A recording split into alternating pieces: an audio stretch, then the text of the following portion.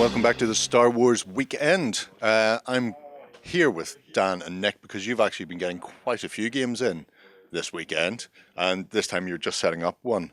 So I thought we'll impose ourselves on you before you get any further into this, and just have a quick chat about gaming, because most of the people have been doing the sort of the hobby side this weekend. So I think it's only fair that we at least show off the fact that it is a game. Seems sensible to me. So we'll start off with this table. You've actually come up with your own little scenario to work around the fact that it's an unusual shape and unusual setup. So tell us what you've done then.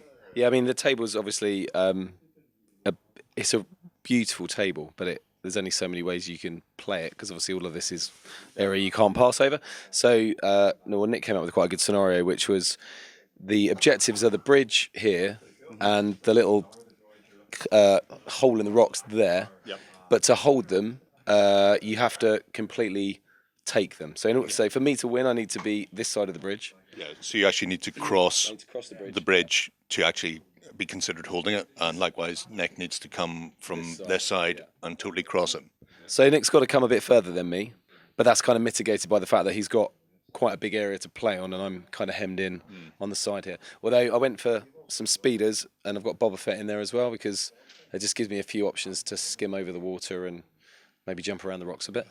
I have to say, I do love the fact that you've got the paddling shore troopers out here anyway, because you do need a bit of land and a bit of water to paddle in, because otherwise what's the point in taking them? And it's great to see a fully painted army on the board as well, because it really sets it off.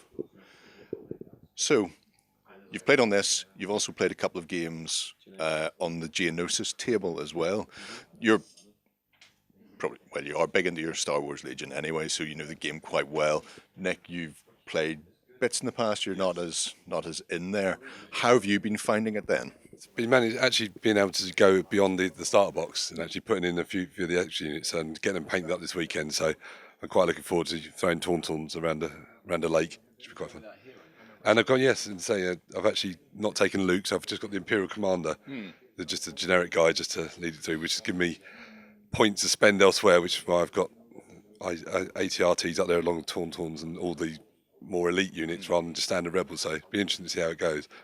Yeah, because we noticed this whenever we were playing the skirmish game, because the name characters are such huge point sinks and we didn't have generics available, you were kind of stymied in what you can actually take, whereas you're freeing yourself up 100-ish points by taking him. Yeah, I mean, he's only 50 points, and actually looking at his cards and his abilities, he's not bad actually. Yeah. But if you've got troops around him, it could be quite fun. So I'm looking forward to using him, seeing how he turns out.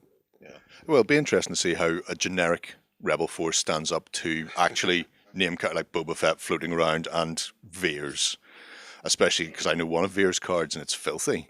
So yeah. Anyway, I'll let you crack on with your game. It looks like it's going to be interesting. I'll probably pop back later on to see how you've got on. We're going to move on here, folks, and see what else is happening hobby-wise, and we'll be back to you soon. Go ahead and check out our other content on screen now. And while you're at it, why not hit subscribe and remember to ding our dong. Go on, you know you want to click it. Go on.